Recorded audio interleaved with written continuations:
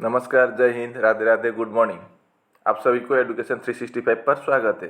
Reasoning के आज का इस वीडियो में अति महत्वपूर्ण 15 सवाल लेके हाजिर हुआ हूँ। इसलिए वीडियो को बिना स्किप करके फर्स्ट टू लास्ट देखिए और अगर आपको वीडियो पसंद आए तो वीडियो पर लाइक शेयर कमेंट करना और चैनल को भी जरूर सब्सक्राइब कर देना। चैनल सब्सक्राइब करने का एक ही फायदा होता है कि जब भी हम नए वीडियो अपलोड करते हैं आपके वहाँ तुरंत से नोटिफिकेशन जा पहुँचेंगे और आप वीडियो को बिना मिस करके फुल वीडियो को देख पाएंगे। और अगर आपका कोई रिश्तेदार या दोस्त भी कॉम्पिटिटिव एग्जाम के लिए तैयारी कर रहे हो तो उसके लिए भी ये वीडियो ज़रूर फेसबुक या व्हाट्सएप के माध्यम से शेयर कीजिए ताकि उनको भी इस तरह का सवाल आने पर कैसे सॉल्व करते हैं, क्वेश्चन का आंसर निकलते हैं, उसको भी पता चल सके। ठीक है, अब देर न करते हुए हम वीडियो स्टार्ट करते हैं। देखते हैं आज का सवाल क्या क्या है। आज का सवाल याद रखिए, बहुत महत्वपूर्ण सवाल है। तो देखते हैं आज का सवाल। निम्नलिखित श्रृंखला में प्रश्नवाचक चिन्ह के स्थान पर क्या आएगा? What will come in place of the question mark in the following series? तो यहाँ पर क्या आएगा वही हमको निकालना है। ठीक है, तो देखते हैं इसको कैसे निकालते हैं। तो देखिए 8 है, 24 है, तो 8 से हम 24 कैसे निकल सकते हैं? अगर 8 को हम 8 के साथ अगर हम इंटू 3 कर देंगे तो 8 इंटू 3 24। अब अगला 24 से 12 हम कैसे ला सकते हैं? अगर हम 24 को 2 से डिवाइड कर देंगे तो 12 आ जाएगा। तो अब हम यहाँ पर एक बार इंटू करके देखते हैं। 12 इंटू 3 कर देंगे तो कितना होगा? 36।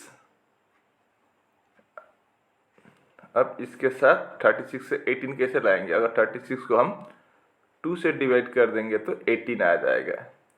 अब 18 से 54 लाना हो तो इंटू 3 कर देंगे तो 54 आ जाएगा। मतलब क्वेश्चन मार्क की जगह पर तो फिर क्या आएगा? 36। यहाँ पर लॉजिक क्या था? एक बार इंटू किया, अगले बार डिवाइड किया, फिर इंटू 3 डिवाइड बाई 3 इंटू 3, इस तरह का सीरीज था ये। तो क्वेश्चन मार्क की जगह पर आपका 36। आपका बी ऑप्शन में 36 दे रखा है तो आपका बी ऑप्शन सही जवाब होगा। उम्मीद करता हूँ कि आप इसको अच्छी तरह से समझ गए होंगे। अब देखते हैं अगला सवाल।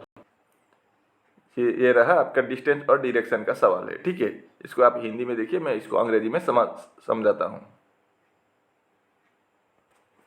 देखिए सवाल में बोला है सतीश स्टार्ट्स फ्रॉम ए, मतलब किसी ए स्थान से, मान लीजिए यहाँ ए है ये। ठीक है, सतीश स्टार्ट्स फ्रॉम ए से स्टार्ट किया और walk 2 kilometre east up to B, पूरब की तरफ यहाँ से कितना 2 किलोमीटर चला गया है।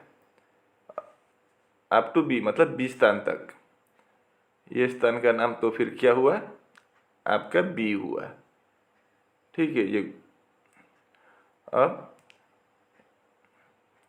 एंड टर्न साउथवर्ड, दक्षिण की तरफ मुड़ा और वॉक 1 किलोमीटर, दक्षिण की तरफ इधर मुड़ा और कितना चला आया?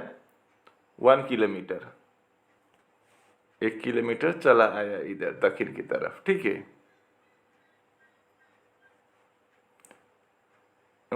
अप टू सी, यहाँ आ पहुंचा, ये जगह का नाम रहा आपका सी हुआ। At C he turns east, फिर सी में पहुंचकर वो पूरब की तरफ चला गया 2 किलोमीटर डी स्थान तक। तो यहाँ से फिर 2 किलोमीटर इधर चला गया डी स्थान तक, ये डी हुआ। फिर 2 किलोमीटर चला गया। ही देन टर्न्स नॉर्थवर्ड, उत्तर की तरफ मुड़ा और कितना चला गया? 4 किलोमीटर ई स्थान तक, मतलब ये ई होगा। ये स्थान का नाम आपका ई होगा। कितना चला गया? 4 किलोमीटर, तो ये आपका 4 होगा। अब how far is he from starting point, उसका स्टार्टिंग पॉइंट ये है, अब वो पहुंचा है यहाँ पर ई पर, तो यहाँ ए से ई की दूरी कितनी है वही हमको निकालना है।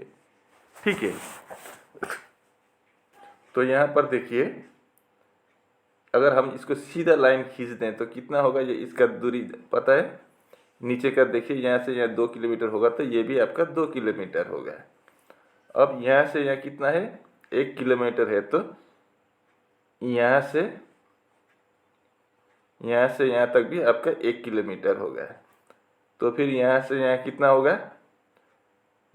डी से ई तक 4 किलोमीटर है। अगर यहाँ से यहाँ 1 किलोमीटर है तो यहाँ से यहाँ कितना होगा? 3 किलोमीटर होगा। ये बात याद रखिए। मान लीजिए हम इस पॉइंट को हम एफ लिख देते हैं, ये पॉइंट आपको को f बना देंगे हम, ठीक है। अब हमें इसका डिस्टेंस निकालना है, तो मान लीजिए अब हम यहाँ पर पाइथागोरस थ्योरम अप्लाई करेंगे।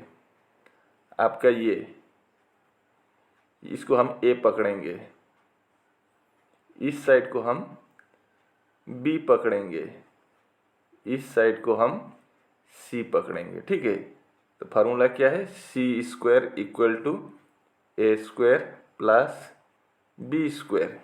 अब C square equal to A कितना है, यहाँ से यहाँ 2 है और यहाँ से भी यहाँ 2 है, तो कितना हुआ, 2 और 2 4 किलोमीटर हुआ है। 4 का स्क्वायर कर देंगे। और बी कितना है, वैसे टोटल यहाँ से यहाँ तक 4 किलोमीटर है और यहाँ से यहाँ 1 किलोमीटर है, तो यहाँ से यहाँ कितना होगा, तो फिर 3 किलोमीटर होगा। तो 3 square, C square equal to 4 square 16 और 3 स्क्वायर 9 होता है। अब 16 प्लस 9 कितना होगा, 25 होगा। अगर सी स्क्वायर 25 है तो सी कितना होगा, √25 कर देंगे तो 5 होगा। मतलब ए से ई तक की दूरी तो फिर कितना होगा, 5 किलोमीटर होगा।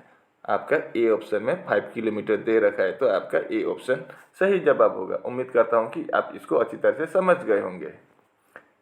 यदि दर्पण को रेखा LM पर रखा जाए तो दी गई उत्तर आकृति में कौन सी आकृति प्रश्न आकृति का सही छवि होगी।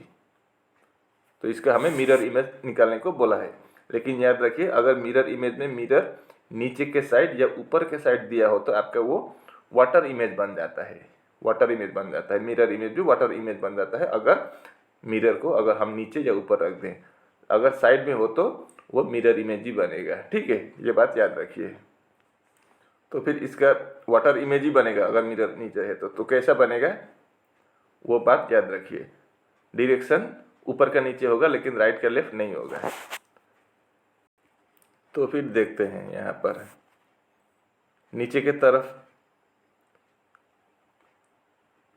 देखिए, यहाँ पर ऊपर भी प्लेन है, गोल सर्कल है, नीचे भी गोल सर्कल है, लेकिन आपका डी में क्या है, नीचे कलर्ड सर्कल है नीचे की तरफ यहाँ पर, ठीक है। तो आपका ये ऑप्शन नहीं होगा, डी। ऐसे करके एक एक करके हम हटाएंगे।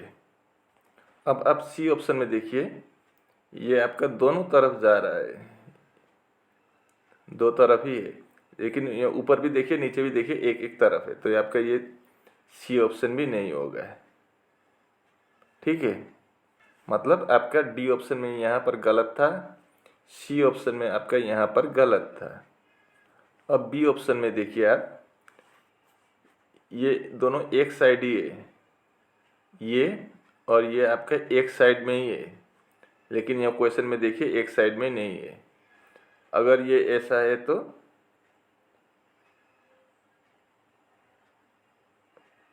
ये ऊपर है तो ये क्या होगा, नीचे होगा, ऐसा होगा और कलर्ड होगा, ठीक है, नीचे। और ये जो नीचे है ये क्या हो जाएगा, ऊपर चला जाएगा इस साइड, लेकिन आपका बी में नहीं है, इधर होना चाहिए था लेकिन नहीं है, तो फिर आपका बी भी नहीं होगा, आपका ए सही जवाब होगा इस सवाल का। ये रहा आपका सीटिंग अरेंजमेंट का सवाल। A B C D E और एफ एक वृत्ताकार मेज के चारों ओर केंद्र की ओर मुख करके बैठे हुए हैं। एफ ई के विपरीत और ए और डी के बीच बैठा है। सी ई के दाईं ओर और ए के विपरीत बैठा है। ए के पड़ोसी कौन है। तो इसके लिए हमें क्या ज़रूरत होगी, एक गोल सर्कल बनाएंगे सबसे पहले, ठीक है। तो चलिए हम इसको बनाते हैं। F is sitting opposite to E. F कहाँ पर बैठा है, ई के अपोजिट में। अगर हम ई को यहाँ मान लें, ई यहाँ पर है, ठीक है, तो फिर ई के अपोजिट में कौन है, एफ है, तो एफ यहाँ होगा। और एफ किन के बीच में है, ए और डी के बीच में है। या तो ए यहाँ होगा तो फिर, या ए अगर यहाँ हो तो डी यहाँ होगा, क्योंकि एफ ए और डी के बीच में है। और अगर ए यहाँ है तो आपका डी इधर होगा। अब ए और डी का स्थान कंफर्म नहीं है, लेकिन एफ के बीच में, एफ ए और डी के बीच में है। अब C is sitting on the right side of E. C कहाँ पर है? ई के राइट साइड में है। तो ई का राइट किधर होगा? अगर ये सेंटर की तरफ देख रहे हैं तो ई का राइट इधर होगा। तो यहाँ पर कौन होगा? C is sitting on the right of E. E के राइट में कौन है? सी है। N opposite to A, A के ऑपोजिट में है सी, तो ए यहाँ हो जाएगा। अगर ए यहाँ हो जाएगा तो डी इधर हो जाएगा। ठीक है, मैं इसको हटा देता हूँ। अब एक ही बंदा छूटा है, कौन? बी। तो बी का स्थान यहाँ हो जाएगा। अब सवाल में क्या पूछा है? Who are the neighbours of A. A के पड़ोसी कौन है? तो ए के पड़ोसी इधर देखे तो बी है, इधर देखे तो एफ है। तो बी और एफ आपका कहाँ, किस ऑप्शन में दिया है? डी ऑप्शन में दिया है, बी एंड एफ। तो आपका डी ऑप्शन सही जवाब होगा। ये आपका ब्लड रिलेशन से है। चंदा भारत की पत्नी है। मोहन चंदा का पुत्र है। आशीष भारत का भाई और ध्रुव का पिता है। मोहन ध्रुव से किस प्रकार संबंधित है? सवाल में क्या पूछा है? मोहन ध्रुव से किस प्रकार संबंधित है? तो यहाँ ऑप्शन देखिए, बहन तो नहीं होगा क्योंकि मोहन पुरुष का नाम है, और माँ भी नहीं होगा। अब इन चचेरा भाई या भाई में से ही कोई एक होगा। तो फिर हम सिस्टर और मदर को कर देते हैं। ठीक है। अब चंदा is the wife of Bharat. तो चलिए हम इसको बनाते हैं। चंदा को हम सी लिख देते हैं। ये किसका वाइफ है? भारत का, तो बी प्लस होगा। अब Mohan is the son of चंदा। मोहन चंदा के बेटे हैं, तो ये पुरुष को हम प्लस कर देंगे। ये हो गया, ये भी हो गया। अब Ashish is the brother of Bharat. Bharat का भाई कौन है? आशीष है। भाई है तो ये पुरुष को हम प्लस कर देंगे। एंड फादर ऑफ ध्रुव, और ये एक कौन है? ध्रुव के पिता है। नाम से ध्रुव भी क्या है? पुरुष है। तो ऐसा कर देंगे। अब सवाल में क्या पूछा है? How is Mohan related to Dhruv. Mohan Dhruv का क्या लगता है, यही हमको निकालना है। अब ध्रुव का पिता कौन है? आशीष है, और इस आशीष का भाई है भरत, मतलब इसके पिताजी का भाई होगा, तो इसका क्या होगा? ये चाचा होगा। ठीक है। तो फिर चाचा का, ये मोहन कौन है? मोहन भरत और चंदा का बेटा है, तो इसका ये क्या है? पुत्र है, मतलब ध्रुव के चाचा के पुत्र है। तो चाचा के पुत्र को क्या बोलेंगे? कॉजिन बोलेंगे। ठीक है, ब्रदर नहीं बोलते हैं, अंग्रेजी में कॉजिन बोलते हैं। अब हिंदी में देखे तो चचेरा भाई बोलते हैं। ठीक है, तो आपका बी ऑप्शन सही जवाब होगा। उम्मीद करता हूँ कि आप इसको भी अच्छी तरह से समझ गए होंगे। ये आपका कैलेंडर रीजनिंग से है। सुरेश का जन्म 4 अक्टूबर 1999 को हुआ है। कब हुआ? 4 अक्टूबर 1999 को हुआ था। शशिकांत का जन्म सुरेश से 6 दिन पहले हुआ था। उस वर्ष स्वतंत्रता दिवस रविवार को था। शशिकांत का जन्म किस दिन हुआ था, वही हमको निकालना है। तो सुरेश का जन्म कब हुआ था? 4 अक्टूबर को। ठीक है, तो 4 अक्टूबर को। और शशिकांत का जन्म कब हुआ था? सुरेश के 6 दिन पहले। तो 6 दिन पहले होगा, तो 1 2 3 4 5 6 दिन। ठीक है, 1 2 3 4 5 6। तो कौन सा दिन, कौन सा तारीख होगा वो देखते हैं। ये अगर 4 अक्टूबर है तो ये 3 अक्टूबर होगा, ये 2 अक्टूबर होगा, ये 1 अक्टूबर होगा। तो 1 अक्टूबर के आगे क्या आ जाएगा? यहाँ तक आपका अक्टूबर था। ठीक है, तो उसके आगे सितंबर होगा। तो सितंबर 30 तारीख तक होता है, तो ये 30 तारीख होगा, ये 29 होगा, ये 28 होगा। मतलब शशिकांत का जन्म 28 सितंबर को हुआ था। कब हुआ था? सितंबर 28 को हुआ था। अब साहब ने क्या बोला है? The independence day of that year falls on Sunday. मतलब इंडिपेंडेंस डे कब होता है? 15 अगस्त को। 15 अगस्त को क्या था? संडे था। तो हमें 28 सितंबर को कौन सा दिन था वही निकालना है। ठीक है, तो हम अगस्त से सितंबर तक जाएंगे तो हमें आंसर ज़रूर निकल आएगा। अब अगस्त में कितना दिन होता है? 31 दिन होता है, लेकिन यहाँ 15 तारीख का बात पहले ही बोल दिया गया है। तो अब कितना बचा है? 31 में से अगर हम 15 माइनस करेंगे तो 16 दिन बचा है। सितंबर में कितना दिन?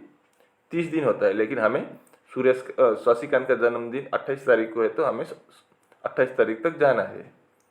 तो 28, अब 16 और 28 को प्लस कर देंगे तो कितना होगा?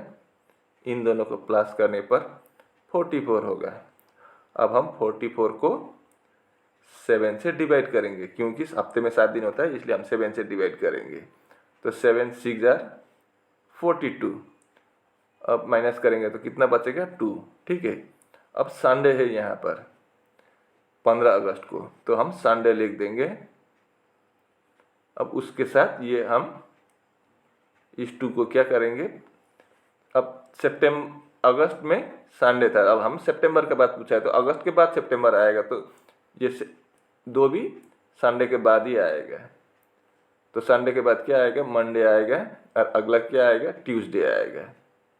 ठीक है। तो फिर अगर संडे को 15 अगस्त को संडे था, तो 28 सितंबर को कौन सा दिन होगा? ट्यूसडे होगा, मंगलवार।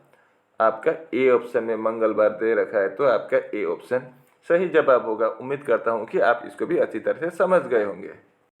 निम्नलिखित आकृति श्रृंखला में अगले आने वाली आकृति का चयन करें। Select the figure that will come next in the following figure series. तो यहाँ क्वेश्चन मार्क की जगह पर क्या आएगा वही हमको निकलना है। ठीक है। अब यहाँ पर इस ट्राइंगल को देखिए। ट्राइंगल पहले कैसा है? ऐसा है, फिर वो ऐसा हो गया, मतलब 90 डिग्री मुड़ गया, और ऐसा फिर 90 डिग्री एंटी क्लॉकवाइज में घूम गया, तो इस तरफ हुआ। फिर वो 90 डिग्री क्लॉकवाइज में घूमेगा तो कैसा होगा? ऐसा होगा ट्राइंगल। तो आपका डी ऑप्शन में ट्राइंगल का ये पॉइंट नीचे है, तो ये नहीं होगा, ऊपर होना चाहिए। ठीक है। तो आपका डी ऑप्शन नहीं होगा। उसके बाद देखिए, ये डबल सी जैसा है, ये ऊपर की तरफ मुड़ा हुआ है, ये नीचे के तरफ। ये तीसरे में फिर ऊपर, तो अगले में क्या होगा? नीचे के तरफ, ऐसा होगा डबल। तो आपका बी ऑप्शन में ऊपर की तरफ चला गया है, तो ये आपका बी ऑप्शन नहीं होगा। अब ए और सी में से ही कोई एक होगा। अब ये सी जैसा देखिए, ये सी पहले ऐसा था, फिर वो ऊपर की तरफ मुड़ गया, फिर ऐसा हुआ, तो अगला में कैसा होगा? ऐसा होगा। तो आपका ये डी सी ऑप्शन में भी ऊपर की तरफ चला गया, लेकिन ऐसा नहीं, ऐसा होना चाहिए था। तो आपका सी ऑप्शन भी गलत है। तो आपका ए ऑप्शन सही जवाब होगा। उम्मीद करता हूँ कि आप इसको अच्छी तरह से समझ गए होंगे। रवि ने अपने जीवन के 1/4 1/4 वर्ष बालक के रूप में, 1/5वां वर्ष युवा के रूप में, 1/3 वर्ष पुरुष के रूप में और 13 वर्ष वृद्ध के रूप में बिताए हैं। उनकी वर्तमान आयु क्या है? बहुत इंटरेस्टिंग सवाल है। रवि ने क्या किया? अपने जीवन के 1/4 वर्ष कितना बालक के रूप में बिताए हैं। ठीक है। 1/5वां वर्ष युवा के रूप में, 1/3 वर्ष पुरुष के रूप में और 13 वर्ष वृद्ध के रूप में बिताए हैं। तो उसका वर्तमान का आयु कितना है वही हमको निकालना है। Ravi has spent a quarter of his life as a boy, 1/5 as a youth, 1/3 as a man, and 13 years in old age. What is his present age? तो हम एक काम करेंगे, प्रेजेंट एज को PA लिख देता हूँ। ठीक है। पी एज कितना है? X ईयर्स मान लेते हैं हम। उसका प्रेजेंट एज रवि का कितना है? X ईयर्स है, मतलब उम्र को हमने X में पकड़ लिया है। तो अब रवि ने क्या बिताया है वो देखते हैं। 1/4 मतलब X/4 होगा। उसने क्या बॉय के हिसाब में बिताए है, और 1/5 उसने यूथ के हिसाब में, 1/5 को हम X/5 लिखेंगे, और 1/3 क्या एस ए मैन के रूप में, 1/3 का मतलब X/3 होगा। ठीक है। अब 13 साल उसने क्या किया, बुढ़ापे में बीता है। अब प्रेजेंट एज से बुढ़ापे हम अलग करेंगे, ठीक है। तो इक्वल टू क्या होगा, x माइनस 13 होगा। बुढ़ापे को हम वर्तमान की एज से माइनस कर देंगे, ठीक है। अब हम इन तीनों का एलसीएम निकालेंगे तो कितना होगा, 60 होगा। अगर 60 को हम 4 से डिवाइड करेंगे तो 15 इंटू एक्स 15x प्लस 5 से 60 को 12 टाइम 12 इंटू एक्स 12x और 3 से 60 को 20 टाइम 20 इंटू एक्स 20x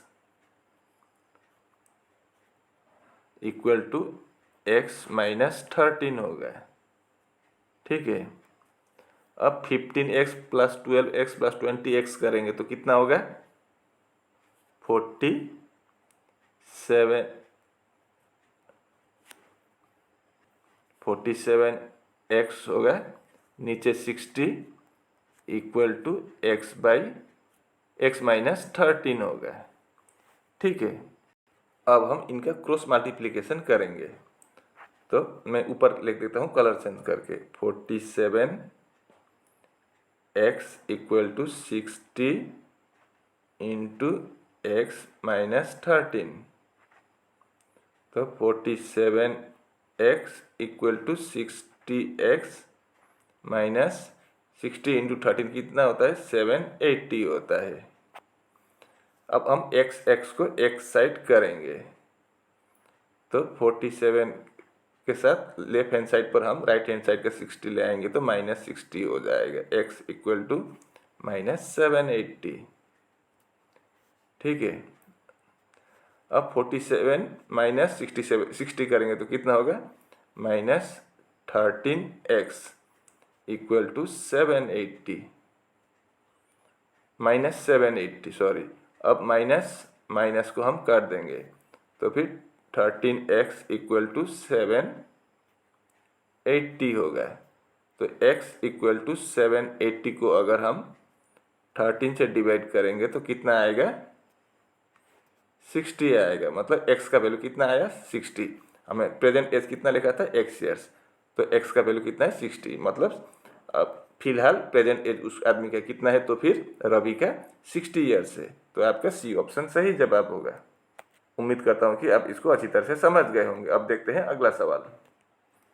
दी गई आकृति में त्रिभुजों की संख्या ज्ञात कीजिए। Find the number of triangles in the given figure. तो इस फिगर में कितने ट्राइंगल्स है वो हम निकालेंगे आप, ठीक है। तो पहले हम इसको देखेंगे, इसको। तो यहाँ पर इधर एक है, इधर एक है, दो, और इन दोनों को मिला के एक होगा तो 3, यहाँ से 3 होगा। अब यहाँ से देखिए ये 1 हुआ है, अब इधर का एक ऐसा भी होगा। अब ये दोनों को मिला के 1 होगा तो यहाँ से भी 3।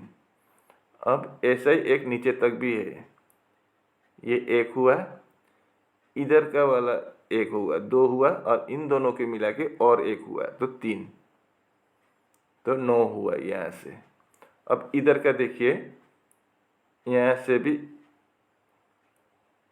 1 2 और इन दोनों को मिला के 1 3 होगा। अब वैसे ही यहाँ से भी 1 2 और इन दोनों के मिला के 1 होगा 3, और 1 1 2 और इन दोनों के मिला के 1 3, तो यहाँ से 3 6 9, यहाँ से भी 9 होगा। तो 9 9 कितना होगा, 18।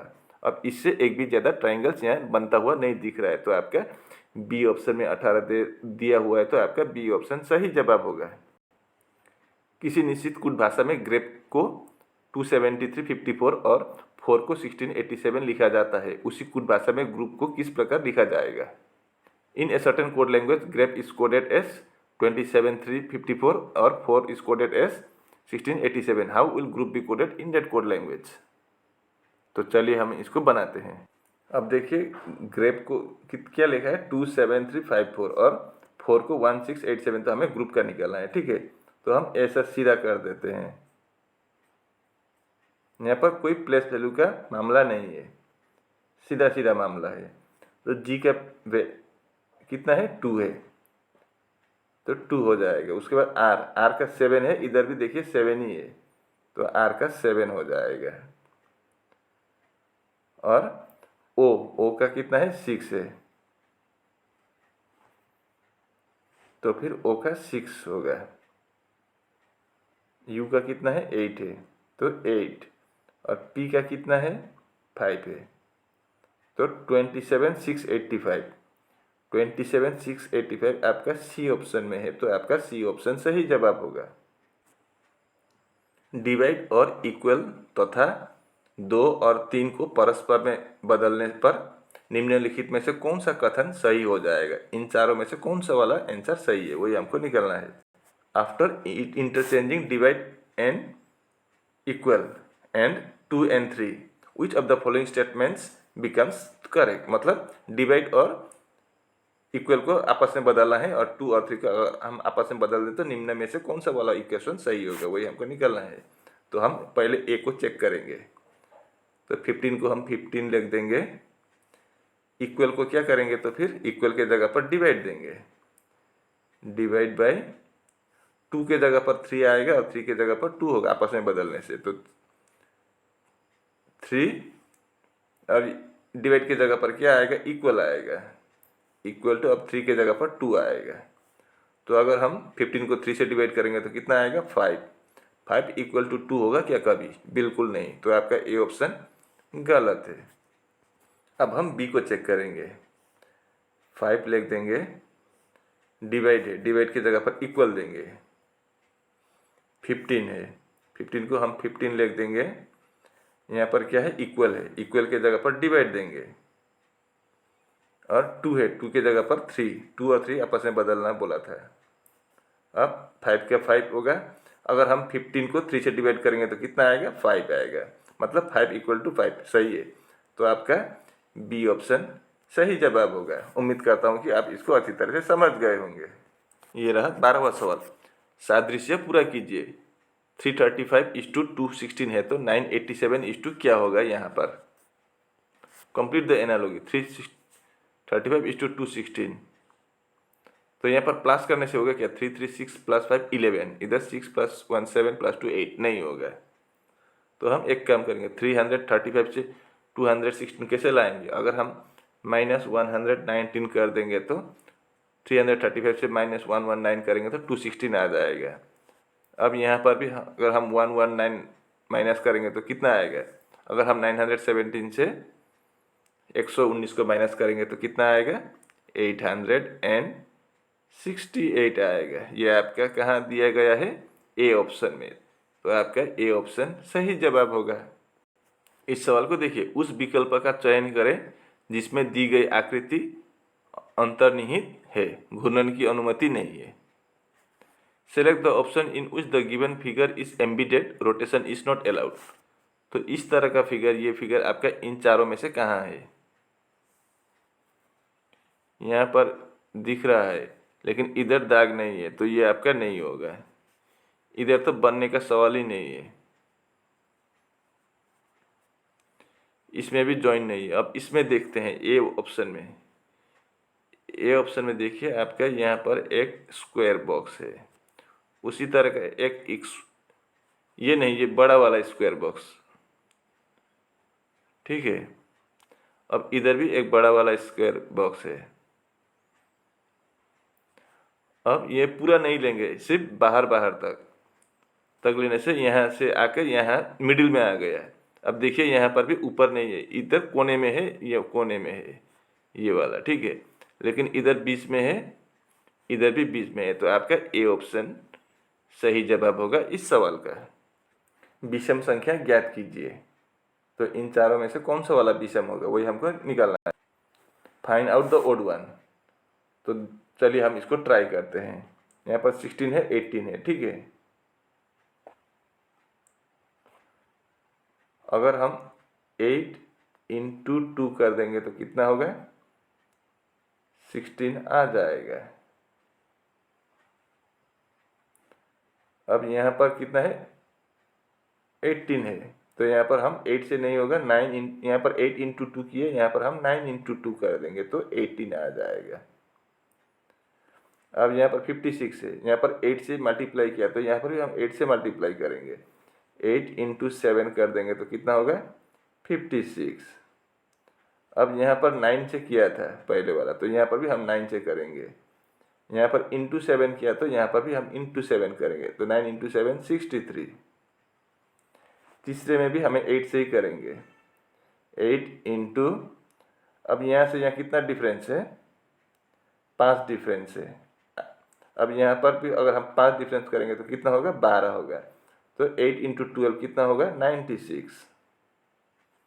अब यहाँ पर 8 से किया तो यहाँ पर 9 से करना होगा। 9 इंटू, यहाँ पर भी हम 12 से करेंगे, तो 12 इंटू 9 108। अब 86 को हम किस चीज़ से डिवाइड करेंगे, तो सॉरी 86 को हम 8 के साथ क्या डिवाइड करने पर आएगा। अगर हम 9 करेंगे तो 72 आएगा,